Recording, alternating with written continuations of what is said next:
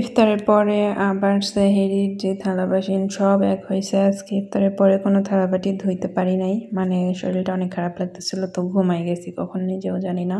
তারপরে সেহরিতে উঠলাম, সেহরি খাওয়ার শেষে দেখলাম অনেকগুলো থালা-বাটি জমেছে, তো এগুলো আগে ধুয়ে নিচ্ছি, কারণ সকালবেলা উঠে আবার হসপিটালে যাওয়া লাগবে, তখন নাও ধুইতে পারি, এই জন্য আগেই এগুলো ধুয়ে রাখছি, যেন সকালবেলা উঠে আর এগুলো নিয়ে চিন্তা না করা লাগে কখন কোনটা কি করব না করব। এটা একটা সমস্যা হয়েই দাঁড়ায়। বাইরে গেলে বাসায় ইফতারি তৈরির একটা ঝামেলা হয়ে যায়, এসে তাড়াহুড়া লেগে যায়। তারপরেও আমি যেখানে চাকরি করি সেখানে অনেক সুযোগ সুবিধা পাচ্ছি, আলহামদুলিল্লাহ। সবকিছু মিলিয়ে খারাপ না, ভালোই যাচ্ছে আমার রোজার মাসটা। এই মাসই তো প্রথম যে আমি চাকরিও করছি আবার সংসারও করছি, মিলাই ঝিলে ভালো যাচ্ছে। তারপরে আমি ভালোভাবে হাত মুখ ধুয়ে অজু করে নিয়েছি, যেহেতু সেহরির শেষ সময় আজানটাও দিয়ে দিয়েছে, তো এখন নামাজ পড়ে তারপরে একটু ঘুম দেব, যেহেতু সকালবেলা উঠে আবার যাওয়া লাগবে, তো নামাজটা শেষ করে নিয়েছি। এখন সবকিছু দেখে শুনে ভালোভাবে লাইট টাইট যেগুলো জ্বলতেছে সেগুলো অফ করতে যাচ্ছিলাম, তো ভাবলাম একটা ভিডিও ক্লিপ নিয়ে নেই আর আপনাদেরকে দেখাই যে আমার জামাই সবসময় বাথরুমের লাইট অন করে রাখা দেয়। সে বাথরুম থেকে বেরোলে তার লাইট আমি বন্ধ করার জন্য আসি, তো তার আর কি দরকার। তো যাই হোক, সব লাইট বন্ধ করে ঘুমাইছিলাম। সেহরিতে একবার ঘুম থেকে উঠলে পরবর্তীতে ঘুম আসতে অনেক সময় লেগে যায়, কিন্তু যখন ঘুম আসবে তখনই ঘুমিয়ে যাওয়া উচিত, আর নাহলে পরে ঘুমানো যায় না। তো যেহেতু আমাকে সকালে যাওয়া লাগবে হসপিটালে, এই জন্য একটু ঘুমিয়ে নিলাম যাতে সারাটা দিন ভালো লাগে, আর না হলে মাথা ভার হয়ে থাকে। তো পরের দিন সকালবেলা উঠে আমি রেডিমেডি হয়ে বের হয়ে গেলাম হসপিটালে যাওয়ার জন্য। তো দেরি হয়ে গিয়েছিল, আর বাইরে দেখলাম প্রচুর পরিমাণে রোদ উঠেছে। এত রোদ আর এত গরম লাগতেছিল বাসা থেকে বের হওয়ার পরেই।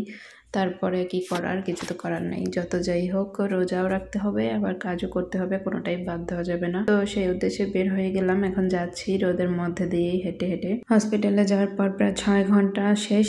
তারপরে আমি বাসায় চলে আসছি, আর আসার সময় দেখলাম যে নিচে অনেকগুলো ফুল ফুটছে, তাই ফুলগুলো আমি তুলছিলাম, দেখছিলাম এতগুলো ফুলে কত সুন্দর লাগতেছিল গাছটা। তো তারপরে আমি গেলাম বাসায় যে আগে ফ্রেশ হয়ে নিলাম, যেহেতু খাওয়া দাওয়ার কোনো প্যারা নেই, কিন্তু খাবার তৈরি করার প্যারা তো ঠিকই আছে।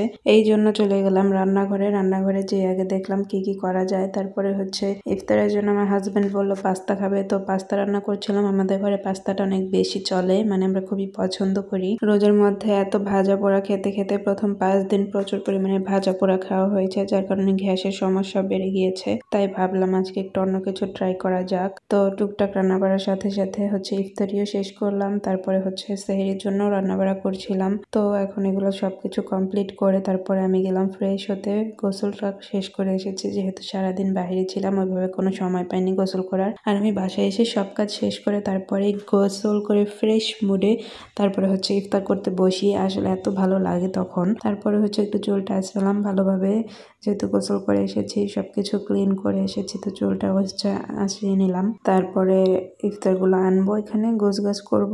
তারপরে আর টুকটাক কিছু কাজ বাকি আছে, সেগুলো সেরে আমি এখানে শরবত বানাতে বসে পড়লাম। এটা ছিল রুয়াবজা আর ইসবগুলের বসি মিক্সড করা একটা শরবত, যেটা আমাদের খুব পছন্দ, আমার হাজব্যান্ডের খুব পছন্দ, আমার খুব পছন্দ। তো এই এক জগ আমাদের দুইজনের হয়ে যায় খুব ভালোভাবে। আর তারপরে এই আমাদের ইফতারের আইটেম সামগ্রী, ছোটখাটো একটা সংসার, আমার ছোটখাটো জিনিস সবকিছু। আর এই আমার জামাই যে শরবত ঢালছে সেটার ভিডিও করছে, তো সেটা আমি এখানে অ্যাড করে দিলাম। সবাই ভালো থাকবেন, সুস্থ থাকবেন, আল্লাহ হাফেজ। আর অবশ্যই আমার চ্যানেলটা সাবস্ক্রাইব করে দিবেন, লাইক কমেন্ট শেয়ার তো অবশ্যই করবেন। ধন্যবাদ সবাইকে।